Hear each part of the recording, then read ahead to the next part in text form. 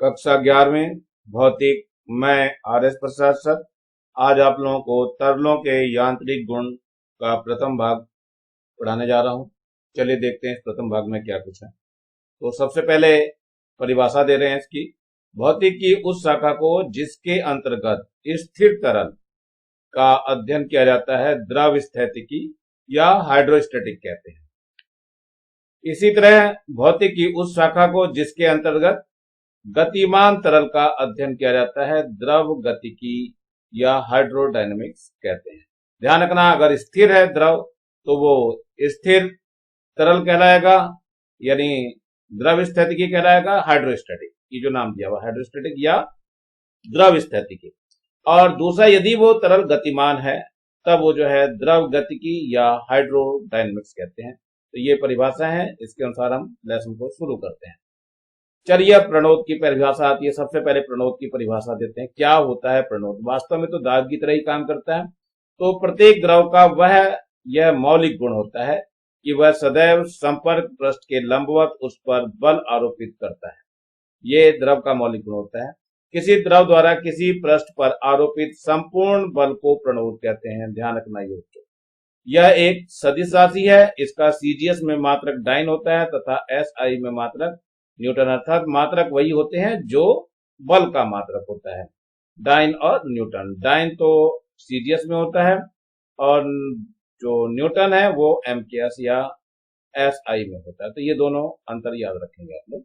चलिए थोड़ा सा आगे देखते हैं। इसमें आता है अब तरल दाब क्या होता है। तरल दाब की परिभाषा अब यहाँ पे देनी शुरू कर रहे हैं हम लोग। तो किसी तरल द्वारा प्रति एकांक क्षेत्रफल पर आरोपित अभिलंबवत बल को दाब कहते हैं। यानी कोई भी द्रव जो है दाब ऊपर मुखी बल लगाता है और एकांक क्षेत्रफल पे कितना बल लगाया उसे हम दाब कहते हैं। दाब को हम पी से दिखाते हैं और जनरली जो सूत्र होता है पी बराबर एफ बटे ए होता है। ये एफ बटे ए का सूत्र हो जाता है। ये हो जाएगा न्यूटन प्रति मीटर स्क्वायर, या सीजीएस में अगर है तो ये डाइन प्रति सेंटीमीटर स्क्वायर हो जाएगा। तो यहाँ पे सूत्र दिया हुआ है। दाब बराबर क्या हो गया? अभिलंबवत बल एफ है और क्षेत्रफल ए है। अथवा किसी तरल द्वारा प्रति एकांक क्षेत्रफल पर आरोपित प्रणोद को उस तरल का दाब कहते हैं। तो ये सूत्र क्या हो गया? दाब बराबर प्रणोद बटे क्षेत्रफल। तो पी हमने दाब के लिए लगा रखा और बल एफ है और ये ए क्षेत्रफल हो गया। तो यही सूत्र से हमें मात्रक लेना होता है। बल एफ का मात्रक लेंगे और ए का मात्रक लेंगे। तो सीजीएस पद्धति में क्या नाम मात्रक आएगा? डाइन प्रति सेंटीमीटर स्क्वायर। और एमकेएस पद्धति में क्या आएगा? न्यूटन प्रति मीटर स्क्वायर। तो यहाँ पे आपको दिखा रखा है दाब का एसआई मात्रक न्यूटन प्रति मीटर स्क्वायर है। अब क्या कर रहा है? जिसने खोज की है वो अपना नाम देने का प्रयास तो करेगा ही करेगा। तो फ्रांसीसी वैज्ञानिक है ये ब्लूजो पास्कल। ये ब्लेजी पास्कल है। इसका जो जन्म हुआ 1623 से लेकर के 1662 तक रहा है। ये इसने तरल दाब के संबंध को महत्वपूर्ण तथ्य मान करके अध्ययन किया था और अतः इन्हें सम्मानित करने के लिए एसआई दाब के मात्रक को पास्कल रखा गया। इनके नाम पर ही इसका जो मात्रक है, मुख्य मात्रक, वो पास्कल है। तो पास्कल को हम पीए से दर्शाते हैं। ध्यान रखना दाब का मात्रक पास्कल रहेगा और पीए से ही दर्शाया जाएगा। तो इस पीए को आप लोगों को याद रखना है, ये पीए पास्कल। चलिए दाब का एक अन्य मात्रक वायुमंडल होता है। एटमॉस्फेरिक प्रेशर को बोलते हैं हम। इसका संकेत जो है हम एटीएम कहते हैं। एटीएम वो पैसे निकालने वाला एटीएम नहीं है, ये है एटमॉस्फेरिक प्रेशर। एटमॉस्फेरिक प्रेशर में केवल एटीएम ये शुरू वाले शब्द को उठा लिया गया यहाँ से। अब एक एटीएम यानी एक वायुमंडलीय दाब जो होता है वो 1.013 गुणा 10 की घात 5 पास्कल होता है। ये पीए जो लिखा हुआ है बच्चों, ये पास्कल है, जो मैंने बताया ऊपर उस साइंटिस्ट के नाम पर ही रखा गया। विमीय सूत्र निकाल लेते हैं। P बराबर एफ बटे एफ का जो विमीय सूत्र होता है वो mlt-2 होता है और इसका ए का L2 होता है। दोनों रख देंगे, यहाँ एक और कम हो जाएगी तो ये माइनस का 1 हो जाएगा। ml-1 T-2 हो जाएगा। ये इसकी विमीय सूत्र है। यद्यपि बल एक सदिश राशि है तथापि दाब एक अदिश राशि है। ध्यान रखना इसको अदिश राशि है क्योंकि तरल के किसी बिंदु पर सभी दिशाओं में दाब एक समान रहता है। तो दबाव एक समान होता है तो कोई दिशा तो दर्शा ही नहीं सकती, इसलिए ये एक अदिश राशि है। अब आते हैं वायुमंडलीय दाब क्या होता है। इसका भी तो जानते हैं वायुमंडलीय दाब के मात्रक क्या होते हैं। तो पृथ्वी के तल पर औसत वायुमंडलीय दाब जो होता है वो 1.03 गुना 10 की घात 5 न्यूटन प्रति मीटर स्क्वायर होता है। इसे हम क्या कहते हैं? वायुमंडलीय दाब कहते हैं। इस प्रकार एक वायुमंडलीय दाब या एक एटीएम क्या होता है? 1.013 गुना 10 की घात 5 न्यूटन प्रति मीटर स्क्वायर, या इसको कहते हैं 1.013 गुना 10 की घात 5 पास्कल भी कहते हैं। ये न्यूटन प्रति मीटर स्क्वायर को ही पास्कल कहा जाता है। या ये जो होता है ये 76 सेंटीमीटर पारे के बराबर होता है। पारा भी इतना ही दाब डालता है। ऋतु विज्ञान में दाब का जो मात्रक है वो बार लिया जाता है। बार का मतलब क्या हुआ? एक बार बराबर 10 की घात 5 पास्कल होता है। एक मिली बार बराबर 10 की घात-3 बार होता है, या 10 की घात 2 पास्कल होता है। अब औषधि में भी लिया जाता है। देखो क्या है, औषधि विज्ञान तथा शरीर की क्रिया विज्ञान में दाब का मात्रक टोर होता है। ध्यान रखना, वहां पर हम टोर से नापते हैं, जिसे टोरिसिली के नाम पर रखा गया है। टोरिसिली भी इसी क्षेत्र में आया हुआ है, अभी आगे हम इसकी पर में पढ़ेंगे। तो एक टोर बराबर होता है 1 मिलीमीटर पारा। तो एक टोर का मतलब 1 mmFHg, या इसका मान जो होता है 133.28 पास्कल होता है। तो ये आपको याद रखना है। यानी 1 मीटर पारा दाब वह दाब है जिसे 1 मिलीमीटर ऊंचा पारे का स्तंभ आरोपित करता है। इसको हम क्या कहते हैं? बार टोर कहते हैं। तो टोर आप लोगों को याद होना चाहिए। अब जरा कुछ रीजन यहाँ दिखाए हुए हैं, जैसे सर्कस है। सर्कस क्या करता है? कलाकार है, कलाकार हमेशा जीने के लिए कुछ ना कुछ संघर्ष तो करता ही है। तो ये भी बेचारा क्या करता है? अपने ऊपर हाथी चढ़ा लेता है। अब हाथी चढ़ेगा तो बेचारा मर ही जाएगा। मरने से बचने के लिए अपना तख्ता रखता है। तख्ते को कैसा करता है? क्षेत्रफल फैला देता है। मान लिया कि हमने जो ये नीचे एक आदमी पड़ा हुआ है, ये आदमी ये सोने की तैयारी कर रहा है, और अपने ऊपर क्या करता है? ये यहाँ पे पड़ा हुआ है। अब हाथी को खड़ा करना है तो अपने ऊपर एक बड़ा सा तख्ता रखवा लेता है, और फिर यहाँ पर हाथी को खड़ी करने का प्रयास करता है।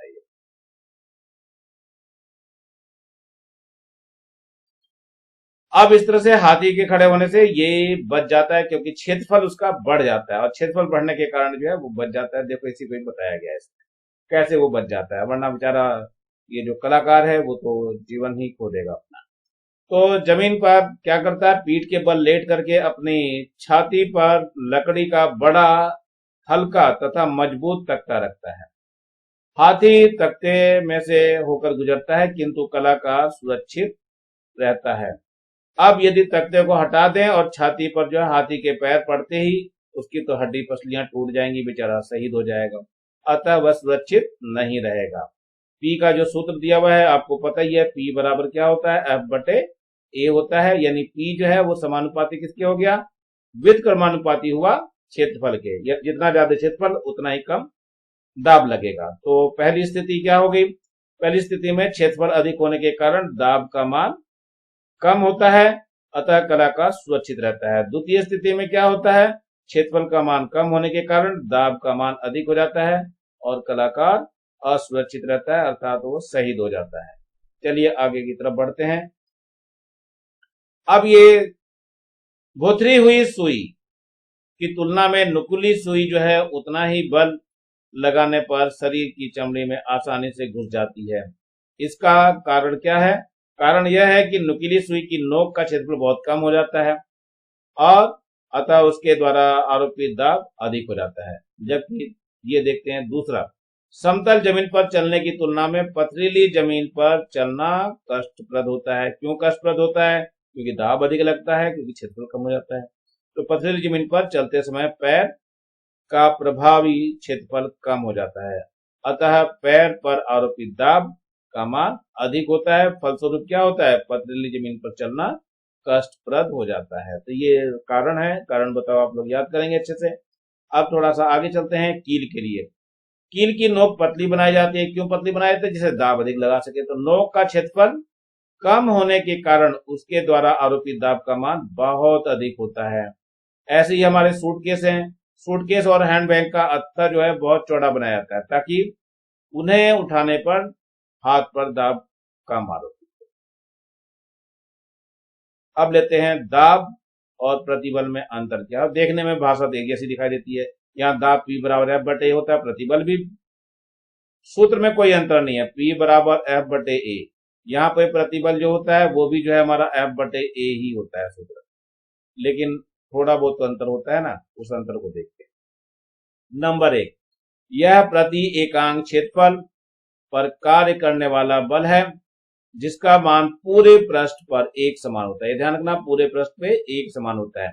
यह भी प्रति एकांक क्षेत्रफल पर कार्य करने वाला बल है, किंतु अंतर क्या है, इसका मान भिन्न भिन्न पृष्ठों पर भिन्न भिन्न होता है। अब आते हैं दाब।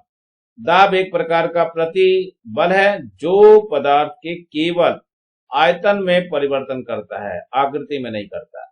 प्रतिबल क्या करता है, आयतन के साथ साथ उसकी आकृति में भी परिवर्तन कर सकता है। थोड़ा सा और अंतर देखते हैं, क्या क्या अंतर है। नंबर 3, यदि दाब पदार्थ के अंदर की ओर कार्य करता है तो वह धनात्मक, किंतु यदि पदार्थ के बाहर की ओर कार्य करता है तो वो ऋणात्मक दिया जाता है। यहाँ क्या होता है, प्रतिबल हमेशा ही धनात्मक दिया जाता है, इसमें कोई परिवर्तन नहीं होता है। दाब के कारण आरोपित बल पृष्ठ के प्रत्येक बिंदु पर लंबवत होता है। यहाँ क्या होता है, बल पृष्ठ के लंबवत हो, यह आवश्यक ही नहीं है इसका। अब लेते हैं किसी गहराई पर हम चलते हैं तो द्रव के दाब में क्या परिवर्तन होता है। तो किसी गहराई पे द्रव के दाब में क्या परिवर्तन है उसका हमने, ये एक सिलिंड्रिकल बेलन दिया हुआ है, दिखाई दे रहा है। इसका जो क्षेत्रफल है ये कैपिटल ए है और ये जो ऊंचाई है वो स्मॉल एच है। ये एक कंसीडर किया गया, मतलब माना गया कि इसके अंदर एक बेलन है, पानी के अंदर जो एक बेलन ले लिया गया। अब इसी को हम चर्चा करनी चालू करते हैं। तो मान लो किसी पात्र में डी घनत्व वाला एक द्रव भरा हुआ है और स्वतंत्र द्रव के स्वतंत्र पृष्ठ से एच गहराई पर, यानी ऊपर से एच गहराई पर एक बिंदु ओ है जिस पर दाब हमें ज्ञात करना है। तो मान लो ओ के चारों ओर एक क्षेत्रफल ए है और द्रव के अंदर ए अनुप्रस्थ काट पर एच लंबाई वाले एक बेलन की कल्पना कर लेते हैं। कल्पना मैंने बताया यहाँ पे कैसे करी हुई है, यही कल्पना करके चल रहे हैं और फिर हम प्रणोद बल निकालेंगे। तब बेलन के आधार पर प्रणोद बल कितना लगता है, ये प्रणोद बल निकालना चाह रहे हैं। तो बेलन से भरे जो द्रव है उसका भार हमें चाहिए। भार कैसे निकलेगा, द्रव्यमान निकलेगा और गुणा गुरुत्वीय त्वरण से निकल जाएगा, यानी W बराबर mg होता है सूत्र, तो वो लग जाएगा इसमें। अब द्रव्यमान क्या होता है, द्रव्यमान जो होता है आयतन गुणा घनत्व होता है, तो ये आयतन गुणा घनत्व लग गया, द्रव का आयतन गुणा घनत्व, गुरुत्वीय त्वरण ही लगा हुआ, तो ये v dg हो जाए। अब आयतन जो होता है वास्तव में क्या होता है, आयतन बराबर होता है आयतन, आयतन का सूत्र क्या होता है बच्चों, अब आयतन बराबर होता है आधार का क्षेत्रफल गुणा ऊंचाई। ये देखो यहाँ दिया हुआ आयतन बराबर आधार का क्षेत्रफल, ये हमने रख दिया। तो पहले प्रणोद निकालते हैं, तो आयतन का जो सूत्र लगा है वो आधार गुणा ऊंचाई हो गया और डी हो गया घनत्व और जी उसका गुरुत्वीय त्वरण है। तो ये सारी चीजें आ गई। प्रणोद P बराबर F बटे ए होता है, तो प्रणोद हो गया पूरा A H D G और बटे में A आ गया, तो A से A कट जाएगा तो H D G आ जाएगा। तो ये हमारा दाब का एक सूत्र आ गया। इस सूत्र की सहायता से हम प्रश्न करेंगे। अब यहाँ पर एक चीज दिखाई दी, अतः किसी द्रव के पृष्ठ पर दाब यानी गहराई h पर निर्भर करता है, द्रव के घनत्व स्मॉल d पर निर्भर करता है तथा उस स्थान पर गुरुत्वीय त्वरण g पर भी निर्भर करता है। अगर g का मान अधिक है तो दाब का मान भी अधिक आएगा। तो ये सारी चीजें हैं आपके उसमें। ये एक उदाहरण दिया हुआ है, उदाहरण को देख लेते हैं जरा, क्या दिया हुआ है। एक लोहे की कील की नोक का क्षेत्रफल दिया हुआ है, तो क्षेत्रफल देख लेते हैं जरा, क्या दिया हुआ है, ए का मान दिया हुआ है। ए बराबर दिया है 0.2 मिलीमीटर स्क्वायर। मिलीमीटर स्क्वायर को बदलेंगे 0.2 गुना 10 की घात -6 मीटर स्क्वायर हो जाएगा। ये ध्यान रखना बच्चों, मीटर स्क्वायर हो जाएगा ये। अब क्या हो गया, ये तो क्षेत्रफल ए निकल गया हमारे पास। अब कील द्वारा दीवार पर लगाया गया दाब बताना है, लेकिन हमें एफ भी दिया हुआ है। क्या दिया हुआ है, दीवार पर लंबवत रख करके 30 न्यूटन के बल से दबाया जाता है, यानी एफ का मान जो है वो कितना है, 30 न्यूटन है। अब सूत्र दाब का लगाना है, P बराबर होता है एफ बटे ए, तो एफ का मान रख दिया 30 और ए का मान कितना है 0.2 और गुना 10 की घात -6। ये दशमलव हटाएंगे और एक जीरो बढ़ा देंगे तो 2 एकम 2 और यहाँ 2 एकम 2, 2 पंजे 10, तो कितना आ गया, P का जो मान आ गया वो 150 गुना 10 की घात ऊपर जाके 6 आ जाएगा। अब इसमें से एक पॉइंट और बढ़ा देंगे तो 1.50 हो जाएगा और गुना 10 की घात में इसमें 2 और जुड़ जाएगा तो 8 हो जाएगा। इतने न्यूटन प्रति मीटर स्क्वायर, ये आपका आंसर हो जाएगा। यूनिट में ध्यान रखना बच्चों, ये यूनिट न्यूटन प्रति मीटर स्क्वायर या पास्कल भी आप बोल सकते हो। पास्कल मैंने बताया था दाब की इकाई होती है, साइंटिस्ट के नाम पर ही दिया गया है। चलते हैं दूसरे उदाहरण की तरफ। ये एक और उदाहरण दिया हुआ है। जल के स्वतंत्र तल से 10 मीटर की गहराई पे, यानी एच का मान दिया इन्होंने 10 मीटर पर जल स्तंभ का दाब कितना होगा, दाब बताना है, मतलब पी आपको बताना है। जल का घनत्व दिया हुआ है 10 की घात 3 किलोग्राम प्रति मिनट। डी का मान दिया है 10 की घात 3 किलोग्राम प्रति मीटर क्यूब। जी का मान तो हमें पता ही होता है 9.8 होता है मीटर प्रति सेकेंड स्क्वायर। तो P बराबर होता है बच्चों एच डी और जी। H का मान रख लेंगे 10 है, D का मान कितना है 10 की घात 3 है और G का मान कितना है 9.8 है। गुना करेंगे कितना हो जाएगा, ये 98 हो जाएगा। ये 9.8 ही रहने दीजिए, ये पावर में एक और जुड़ जाएगा। इतने न्यूटन प्रति मीटर स्क्वायर, या क्या बोलेंगे इसको, पास्कल भी बोलते हैं। तो ये आपका आंसर हो गया। कर लेंगे आप लोग, समझ में आ गया होगा आपको। अब चलते हैं, देखते हैं पास्कल ने वास्तव में नियम दिया क्या था जिसके कारण वो फेमस हुआ, जिसके कारण इसकी इकाई चली। तो इस नियम के अनुसार क्या होता है, यदि गुरुत्वीय गुरुत्व की उपेक्षा कर दें तो संतुलन की स्थिति में तरल के प्रत्येक बिंदु पर दाब एक समान होता है। इसने ये बताया तरल में प्रत्येक बिंदु पर उसका दाब समान होता है। अथवा और भी कुछ बताया जा रहा है, उसी को दोबारा, बंद द्रव के किसी भी भाग पर आरोपित दाब द्रव द्वारा सभी दिशाओं में एक समान रूप से उसी परिमाण में संचलित होता है। तो ये ध्यान रखना है, यानी दाब समान होता है, कुल मिलाकर के यही बोला जा रहा है। अब इसके बारे में कुछ और भी चलेंगे, इसके नियम की कहां से उत्पत्ति हुई ये थोड़ा सा मान लेते हैं। ये आपको एक बर्तन दिखाई दे रहा है, इसमें एक काल्पनिक सिलेंडर रखा हुआ है जिसका क्षेत्रफल a है और इसकी लंबाई h है। तो यही हम इसमें बताना चालू कर रहे हैं। देखो क्या दिया हुआ है, माना किसी पात्र में द्रव भरा हुआ है, उसके अंदर O1 O2 कोई दो बिंदु हैं। O1 O2 अक्ष वाले एक लंब वृत्तीय बेलन की कल्पना कर लेते हैं। इस बेलन के दोनों फलक वृत्तीय हैं जिसके केंद्र O1 और O2 हैं। अब काल्पनिक बेलन के अंदर द्रव विराम की स्थिति में है, ये सभी को पता है। अतः बेलन के बाहर के द्रव पर बेलन पर लगने वाला बल इसकी सतह के हमेशा लंबवत ही होंगे। चूंकि द्रव्य संतुलन में है तो काल्पनिक बेलन के वक्रपथ पर लगने वाले समस्त बलों का योगफल 0 के बराबर होगा। यदि O1 केंद्र वाले वृत्तीय फलक का कार्य करने वाला बल F1 हो तो O1 केंद्रक पर फलक पर दाब कितना लगेगा, P1 बराबर F1 बटे, क्योंकि सूत्र P बराबर F बटे A ही होता है, तो हमने 1 ले लिया तो 1 आ जाएगा। इस तरह से इसकी गुणा कर देंगे तो F1 का मान निकल जाएगा P1A। ये हमारी समीकरण नंबर 1 हो गई। अब दूसरा ले लेते हैं, दूसरे सिरे पे, जहां A बेलन के पृष्ठीय क्षेत्रफल का फलक का क्षेत्रफल हो गया। इसी प्रकार O2 केंद्र वाले वृत्तीय फलक पर कार्य करने वाला बल F2 हो तो O2 केंद्र पर फलक का दाब P बराबर वही सूत्र लगेगा फिर से F बटे A, लेकिन F और 2 ये दोनों A है तो इसलिए P2 बराबर F2A हो जाएगा, इससे F2 निकल जाएगा।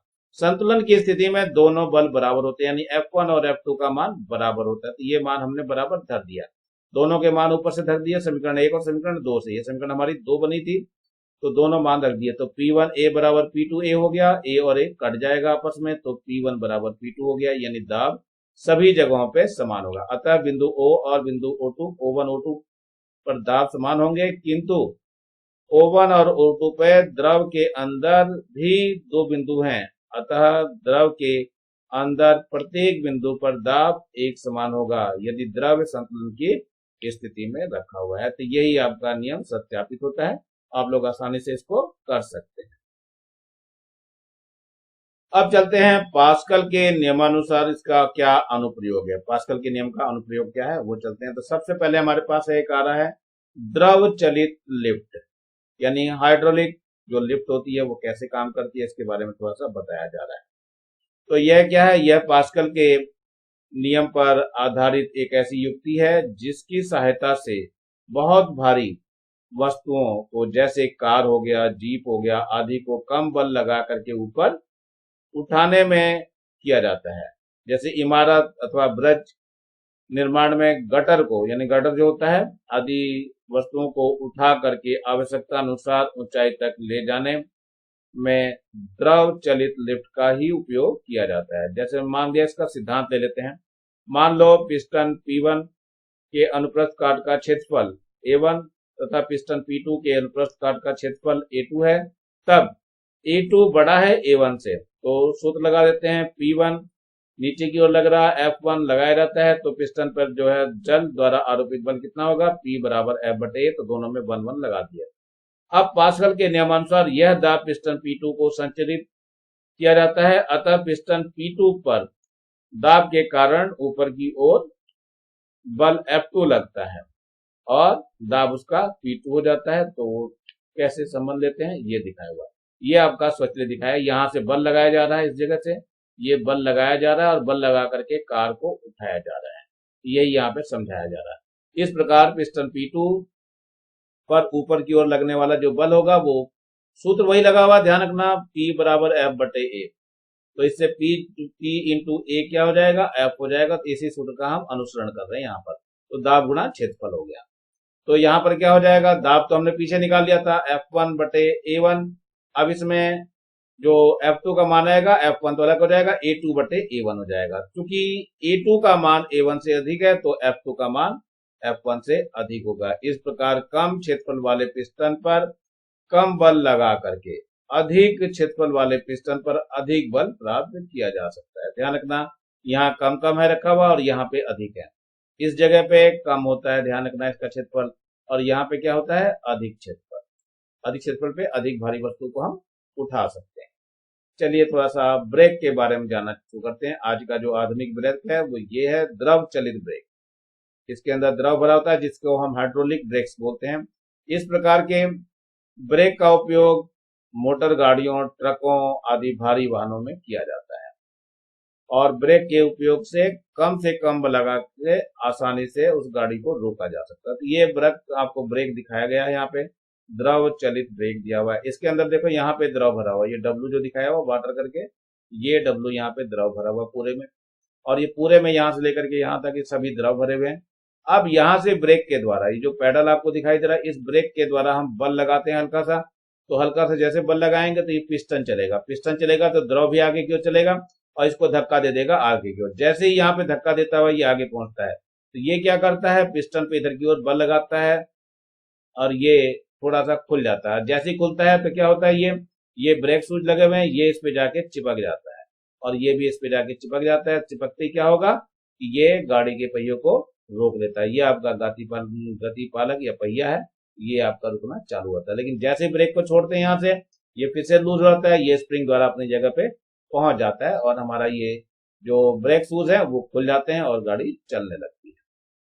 इसका वर्णन आप लोग अपने शब्दों में करेंगे, किताब में आप लोग और पढ़ेंगे अच्छे से, ये तो मैंने हल्का समझाया है। चलिए अब आगे देखते हैं मैनोमीटर या दाबांतर मापी। ये दाब नापने के लिए उपकरण दिया हुआ है। इस उपकरण की सहायता से क्या करते हैं, हम दाब को नापते हैं। ये एक गोला है, इसके अंदर ये पारा भरा हुआ होता है या द्रव कोई भरा हुआ होता है और ये यू आकार की नली है और बीच में ये एक स्केल बना हुआ होता है। ये आपको स्केल दिखाई दे रहा है, ये यू आकार की कांच की नली है आपका, और इसमें जो पारे का अंतर है, ये जो इतना बनता हुआ दिखाई दे रहा है, इतने से लेकर के और ये इतना सा जो है अंतर बीच में आ रहा है, तो ये अंतर स्मॉल h के बराबर दिखाया जा रहा है। ये इसी को नाप करके हम दाब को ज्ञात कर लेते हैं। इसी का नाम मैनोमीटर है। मैनोमीटर की सहायता से दाब ज्ञात किया जाता है।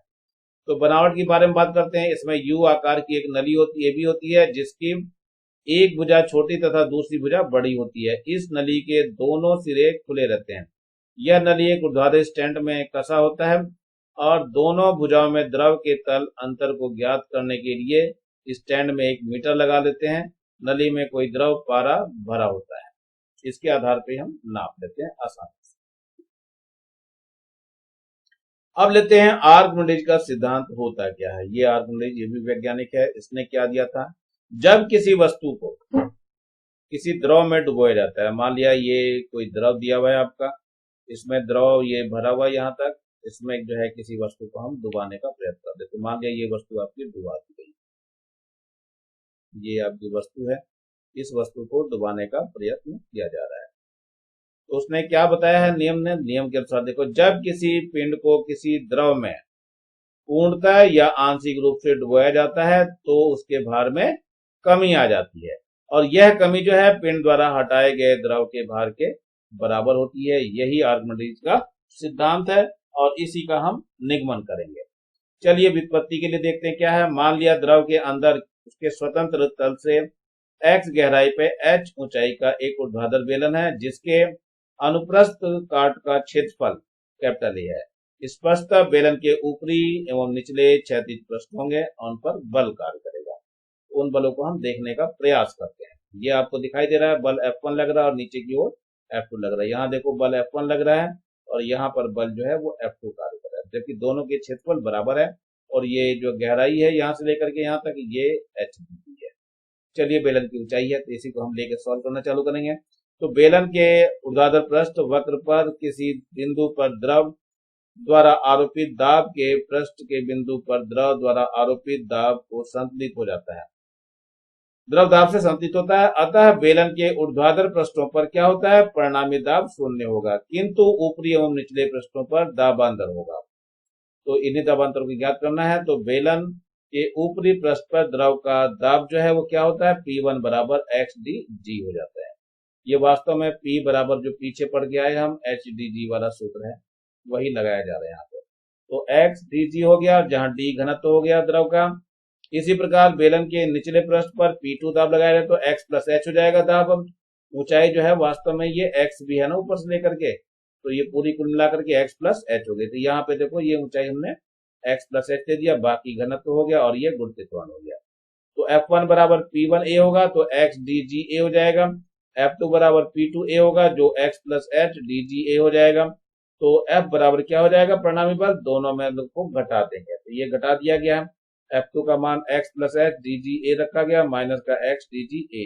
तो जब इसकी गुणा करेंगे तो जो कट जाएगा, जो बचेगा वो केवल h dGa बचेगा। और बल जो होता है ये h और a आयतन हो जाता है, v रख देंगे तो dg हो जाएगा। तो v dg इसका सूत्र हो गया, क्योंकि यहाँ मैंने बताया आयतन का जो सूत्र लगाया वो a इंटू h लगाया गया। यही परिणामी उत्प्लावन बल के बराबर होता है। अतः उत्प्लावन बल का मान किसके बराबर होता है, VdG के बराबर होता है। उत्प्लावन बल का मान ध्यान रखना बच्चों, उत्प्लावन बल इसका जो सूत्र है वो VdG। V क्या हो गया, आयतन हो गया, D घनत्व हो गया और G गुरुत्वीय त्वरण होगा। अब उत्प्लावन बल वस्तु के भार में कमी के बराबर होता है हमेशा। तो बेलन के भार में जो कमी होगी वो VdG हो जाएगा। ये समीकरण नंबर 1 हो गई। कोई भी वस्तु द्रव के अंदर अपने आयतन के बराबर द्रव को क्या करती है, विस्थापित करती है। अतः बेलन द्वारा विस्थापित द्रव का भार कितना हो जाएगा, आयतन गुणा घनत्व गुणा गुरुत्वीय हो जाएगा, यानी VdG आ जाएगा। ये VdG मैं पहले ही बता चुका हूं। अब समीकरण 1 और 2 से, समीकरण 1 ऊपर है और ये समीकरण नंबर 2 है। समीकरण 1 व 2 से स्पष्ट है कि बेलन के भार में कमी उसके द्वारा हटाए गए द्रव के भार के तुल्य होगी। यदि बेलन को द्रव के अंदर आंशिक रूप से डुबोएं तो भी उसके भार में कमी होती है और यह कमी उसके डूबे हुए भाग द्वारा हटाए गए द्रव के भार के तुल्य होती है। यही आर्किमिडीज का सिद्धांत है। तो मेरे ख्याल से ये सिद्धांत समझ में आ गया होगा और आप लोग आसानी से इसको लिख लेंगे कॉपी में और याद भी कर लेंगे।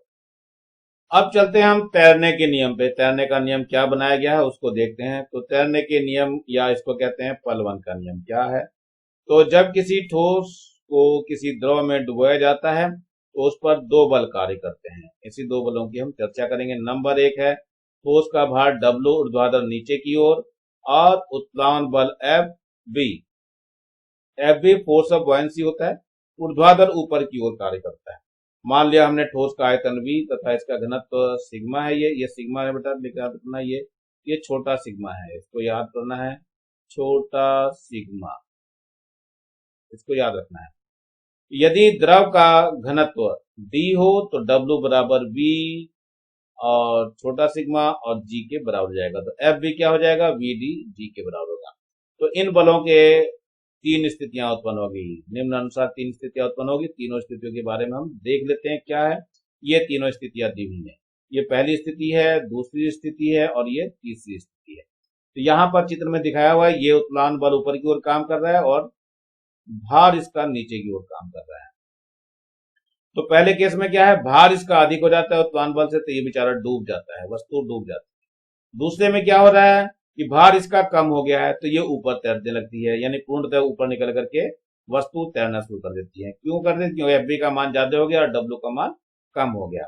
अब अगर दोनों हो जाए तो ये वस्तु डूबी हुई तैरती है बच्चों, ध्यान रखना। एफ बी और डब्ल्यू का मान जब भी बराबर होगा तो वस्तु डूब करके तल पे रहेगी, लेकिन डूबी भी रहेगी, लेकिन तैरेगी साथ। तो चलते हैं इनको और थोड़ा सा विस्तार से पढ़ते हैं, क्या चीज है ये और कैसे वर्क कर रहा है। तो पहली स्थिति लेके चल रहे हैं, यदि डब्ल्यू का मान एफ बी से अधिक हो जाए, अर्थात ठोस का भार जो है उत्प्लावन बल से अधिक हो जाए, तो नीचे की ओर नेट बल कितना हो जाएगा? डब्ल्यू माइनस एफ बी कार्य करेगा, जिसके कारण ठोस पानी में डूब जाएगा। उत्प्लावन बल ठोस द्वारा हटाए गए द्रव के भार के बराबर होता है, अतः यदि ठोस का भार उसके द्वारा हटाए गए द्रव के भार के से अधिक है तो वह द्रव में डूब जाएगा। तो ये डब्ल्यू का मान जो है अधिक है, किससे? उत्प्लावन बल से। तो ये v सिग्मा जी बड़ा हो गया v डी जी के बराबर, जहां सिग्मा क्या है? ये छोटा सिग्मा ठोस का घनत्व हो गया तथा स्मॉल डी वो द्रव का घनत्व हो गया। तो स्मॉल ये छोटा सिग्मा जो है वो हमेशा बड़ा होता है डी से, अतः ठोस द्रव में डूब जाएगा यदि ठोस का घनत्व द्रव के घनत्व से अधिक है। तो ये ध्यान रखना है, इस स्थिति में डूब जाता है। अब यहाँ पर दूसरी स्थिति खड़ी हो रही है, देखो क्या दूसरी स्थिति है। यदि डब्ल्यू का मान यानी भार का मान जो है कम हो जाए उत्प्लावन बल से, अर्थात ठोस का भार उत्प्लावन बल यानी ठोस के द्वारा हटाए गए द्रव के भार से अगर कम है, तो इस स्थिति में ऊपर की ओर नेट बल कार्य करता है, जिसके कारण ठोस द्रव के अंदर आंशिक रूप से डूब कर रहता है। यहाँ पे दिखाई दे रहा है ये आंशिक रूप से डूबा हुआ रहता है, बहुत थोड़ा सा डूबा रहता है। ठोस का उतना ही भाग द्रव में डूबेगा जिसके द्वारा हटाए गए द्रव का भार ठोस के संपूर्ण भार के बराबर होता है। इस स्थिति में छोटा सिग्मा क्या होगा? ये छोटा होगा स्मॉल टी से, अर्थात ठोस का घनत्व द्रव के घनत्व से कम होता है। यही आपको दिखाया जा रहा है। यहाँ पर देखो, आपको डब्ल्यू का मान छोटा है फोर्स ऑफ बॉयंसी से, तो वो आंशिक रूप से डूबते तैरते। चलते हैं तीसरी स्थिति को देखते हैं जरा। इस स्थिति में क्या? इस स्थिति में दोनों बल बराबर जाते हैं, यानी कि वस्तु का भार जो है वो उत्प्लावन बल के बराबर जाता है, अर्थात ठोस का भार उत्प्लावन बल यानी ठोस के द्वारा हटाए गए द्रव के भार के बराबर होता है। इस स्थिति में ठोस पर कार्य करने वाला नेट बल शून्य हो जाता है, अतः ठोस द्रव के पृष्ठ के नीचे पूर्णतः डूबकर तैरती रहती है। तो यही अब इसमें दिखाया गया, पुनः दे देते हैं। डब्ल्यू बराबर एफ बी मान दे देते हैं, ये v छोटा सिग्मा और g हो जाएगा, यहाँ v डी g हो जाएगा। इसका मतलब क्या हुआ? छोटा सिग्मा d के बराबर हो गया। इसका मतलब क्या हो गया? इस प्रकार यदि ठोस का घनत्व द्रव के घनत्व के बराबर है तो ठोस द्रव के पृष्ठ के नीचे डूब करके तैरते रहते हैं। अब जो ये तैरते हुए पिंड के लिए कुछ सूत्र है हमारे पास। डूबे हुए भाग आयतन जो डूब जाता है, कितना भाग डूबता है, उसमें संबंध दिया हुआ है। मान लिया किसी पिंड का कुल आयतन कैपिटल V है तथा समतल की स्थिति में द्रव में डूबे हुए भाग का आयतन स्मॉल v है। तो ये यहाँ देख लीजिए क्या है, ये आपका एक द्रव हो गया। इस द्रव के अंदर ये कोई गुटका ले लेते हैं, ये गुटका आपका डूब गया है। ये इसमें ये इतना सा भाग जो पूरे का कैपिटल V है, लेकिन ये जो नीचे दिखाई दे रहा है बच्चों, ये जो है इसका स्मॉल v है दिया हुआ। ये यहाँ पे देखो स्मॉल v। यदि पिंड का घनत्व छोटा सिग्मा तथा द्रव का घनत्व स्मॉल डी हो तो क्या हो जाता है? पिंड का भार v छोटा सिग्मा g हो जाएगा, द्रव द्वारा हटाए गए द्रव का भार v डी g हो जाएगा। दोनों तैरने के नियम से दोनों बराबर हो जाएंगे, तो v से v सिग्मा d और g हो जाएगा, g से g कट जाएगा, तो क्या हो जाएगा? स्मॉल v बटे कैपिटल, यानी ये कैपिटल v इधर चला गया और g इधर आ जाएगा, d इधर आ जाएगा। तो ये small v upon capital V बराबर छोटा सिग्मा बटे d हो जाएगा। इसका मतलब क्या हुआ? ठोस के डूबे हुए भाग का आयतन बराबर बटे ठोस का कुल आयतन, और यहाँ ठोस का घनत्व हो गया और बटे ठोस का जो है द्रव का घनत्व हो गया। दोनों घनत्व यहाँ आ जाते हैं, और ये यहीं आज रोक देता हूँ इसको। ये बहुत हो गया इतना।